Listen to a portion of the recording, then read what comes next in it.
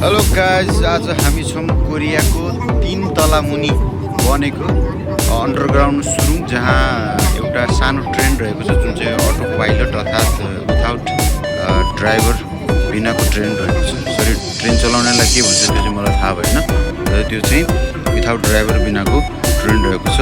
अनि हामी चाहिँ यसमा सवार छौँ। अहिले विवेक जुङ्गी होइन, जहाँ सवार छ, हिमाल भाइ छ।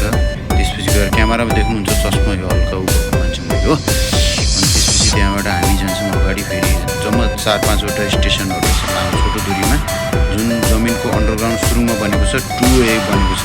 एकदमै रमाइलो दृश्य, प्लस आफूले अगाडि बसेर भिडियो सिडियो खिच्न सकिँदैछ। यो चाहिँ विथाउट लिक हो है, लिक छैन यसमा। साइडमा करेन्टहरू राखेको छ, साइडमा लिक हो त्यस्तो कस्तो खालको लिक हो त्यो चाहिँ बुझ्न सकेन।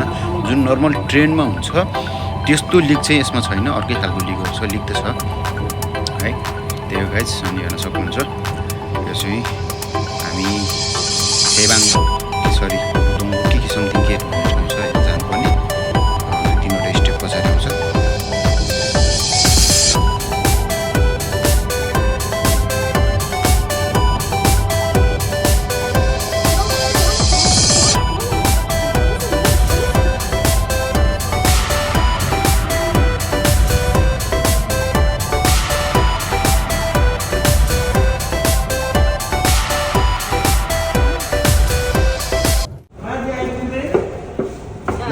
माथि नोटलाई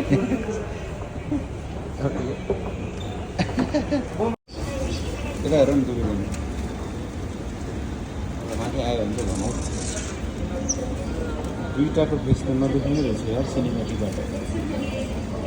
त्यो त सँगै हुनु सुब्बा दाइको मात्र आयो।